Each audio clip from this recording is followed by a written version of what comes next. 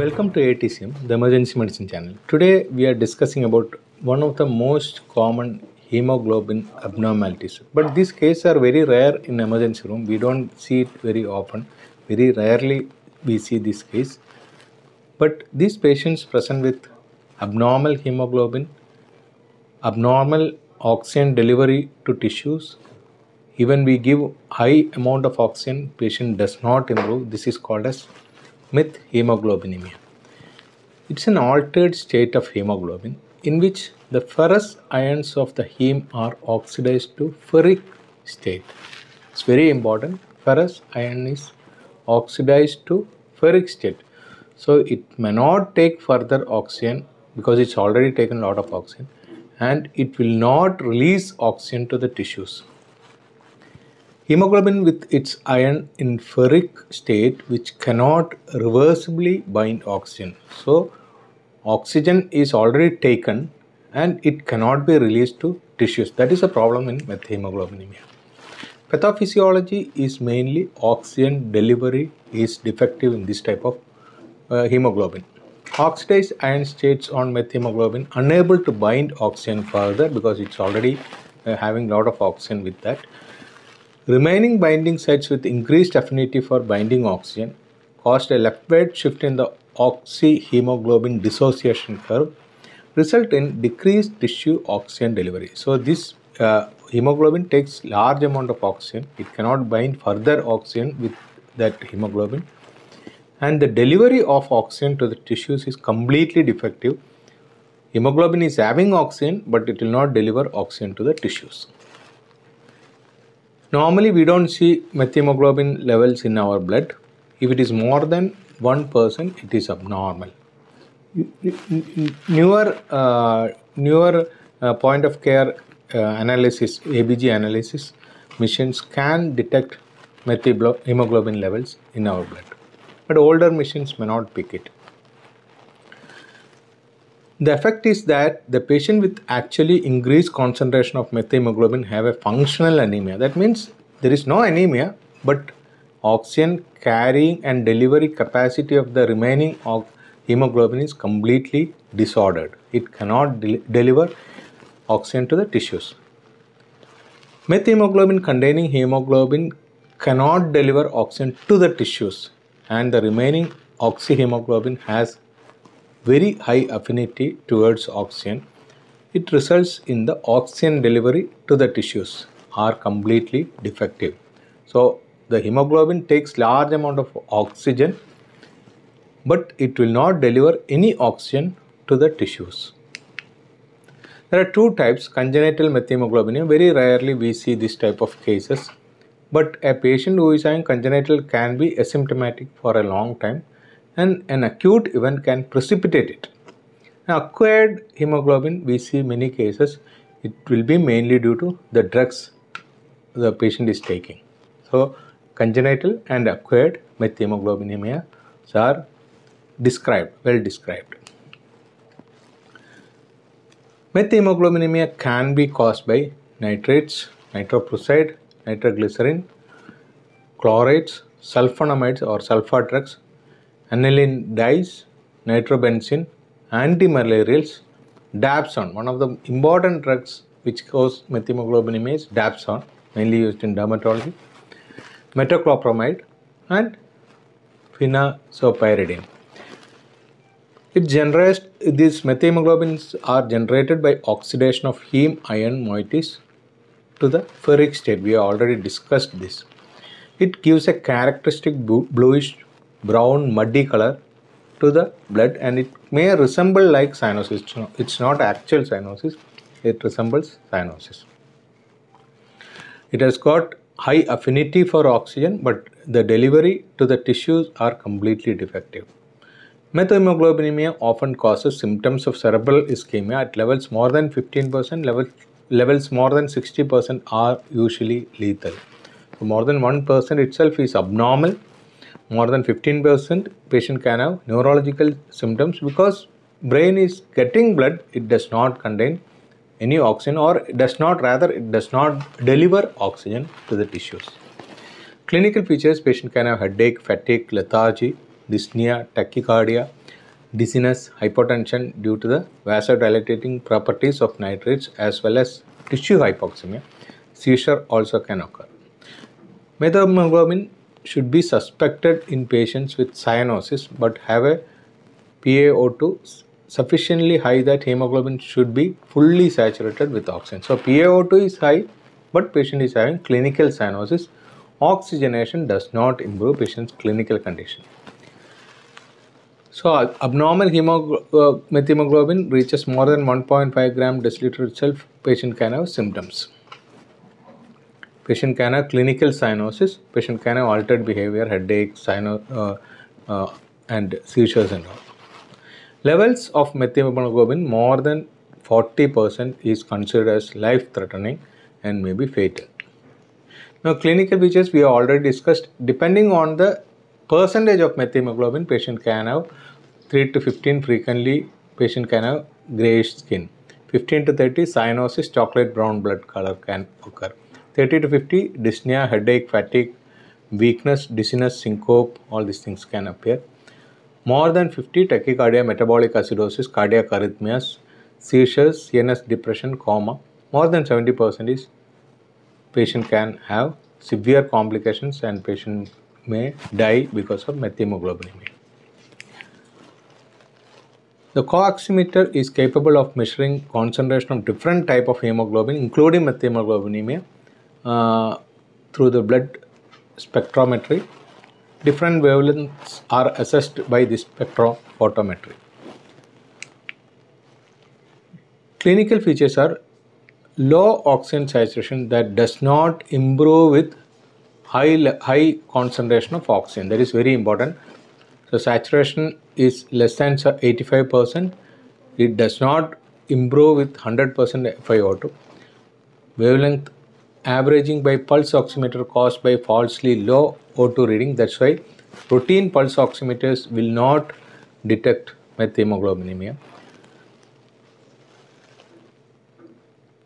Severity of symptoms correlate closely to methemoglobin levels and severity impaired oxygen delivery.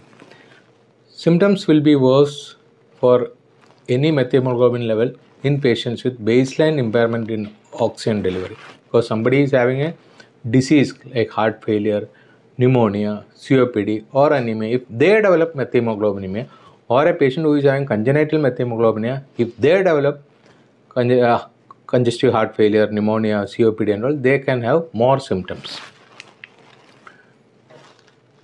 Methemoglobinemia clinically causes cyanosis or brown-gray discoloration of skin. We already discussed why it occurs. The oxygen saturation is typically 80%, should not generally cause cyanosis in a normal person, but here patient who is having methemoglobinemia, they can have cyanotic-like skin color. Methemoglobinemia typically causes pulse oximeter to report a saturation of 80 to 86, even if the PaO2 is very high. So that shows desaturation, but PaO2 will be very high. This is called as refractory hypoxemia. Even if we give 100% FiO2, patient does not show any clinical improvement. Diagnosis mainly by newer ABG machines will pick up this methemoglobinemia, or lab methemoglobin levels we can assess. Patient will have cyanosis. Patient will not respond to oxygenation. There will not be any other clinical findings in a routine patient, but those who are having pneumonia or cardiac failure, that findings can be there. And methemoglobin levels will be shown in percentages in newer ABG machines. Pulse oximetry is not very reliable in this type of condition, so we cannot depend on pulse oximetry. ABG will be very useful. Clinical cyanosis in the presence of normal arterial oxygen tension is highly suggestive of methemoglobinemia. This is called as saturation gap. Arterial blood analysis show a high partial oxygen tension, PaO2, with normal HP saturation, SaO2, with values well above those indicated by pulse oximetry. So pulse oximetry is not a reliable investigation in methemoglobinemia. patient will have lower saturation, but the oxygenation in blood is very high. Oxygen is not delivered to the tissues. Patient can have cyanotic like features. It's not actual cyanosis, that's a color of methemoglobinemia. So all these things are not very straightforward cases. It can produce confusion when we are working in emergency room, but newer ABG machines always gives the values of methemoglobin percentage to us. We have to find out what is the reason for methemoglobinemia. ABG and PaO2, there will be a difference, so that is called as saturation gap. We have discussed that. So point of care ABG machines can pick up most of these conditions nowadays. If not possible, we have to send this blood for lab investigation to central lab and find out whether methemoglobin is present or not. Percentage of methemoglobin is very important for treatment purpose. Now if you see the color of the blood, it has got a characteristic muddy appearance of freshly drawn blood. That is a critical clue when we are treating this type of cases.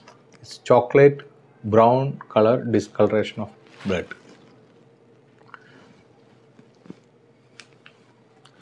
Now we will discuss about management. Whenever patient is cyanosed, the first line of treatment is take care his airway, breathing, circulation. Airway should be proper, there should be normal aeration. If it is less, we have to start him on oxygen. Whether the patient improves with oxygen or not, we have to start this patient on high flow oxygen. 100% FiO2 should be delivered, but patient may not improve simply with oxygenation, and other parts like circulation should be taken care, because some patients can have cardiac failure or anemia. All those things should be corrected before going to the actual treatment of methemoglobinemia. The main medications in methemoglobinemia are methylene blue or vitamin C, that is ascorbic acid. Methylene blue dose is 1 to 2 mg per kg body weight IV. In milder cases, it can be treated with methylene blue infusion 60 mg slow IV 3 to 4 times per day, or we can go for ascorbic acid if methylene blue is contraindicated. Mechanism of action of methylene blue, it converted to cofactor for NADPH methemoglobin reductase, and it helps in increase reduction of methemoglobinemia. This picture explains how methylene blue is effective in treatment of methemoglobinemia treatment. Now we already discussed the dose of methylene blue, that is 1 to 2 mg per kg body weight IV over 5 minutes. Clinical improvement should occur within minutes. However, methylene blue may cause transient drop in measured oxygen saturation due to its blue pigment. Cyanosis should resolve within less than 60 minutes. Some patients may require repeat dosing of methylene blue, like somebody is having like already pre-existing conditions like congenital methemoglobinemia, or somebody is having a disease like pneumonia and all. We may have to repeat doses, but failure can also occur in G6PD deficiency. In that type of cases, vitamin C will be an alternative for methylene blue. Now the indication for treatment with methylene blue is if the methemoglobin percentage less than 25% with symptoms like abnormal vital signs, metabolic acidosis and organ dysfunction, or methemoglobin percentage more than 25%. Even without symptoms, we can treat if it is more than 25%. Now if there is G6PD deficiency, we have to use alternative drug like vitamin C. 1 gram per day or divided doses can be given. It does not have any interaction with NADPH, so that can be safely given. Riboflavin is another drug which can be used as treatment option, but that also not indicated in G6PD deficiency. So we have discussed one of the major hemoglobin abnormality in emergency room, that is methemoglobinemia. It can be congenital or acquired. Acquired are mainly due to drugs. We have to stop the drug, then treat the methemoglobinemia if symptomatic, or if the indicated percentage, that is more than 25, that should be treated with methylene blue. Thank you.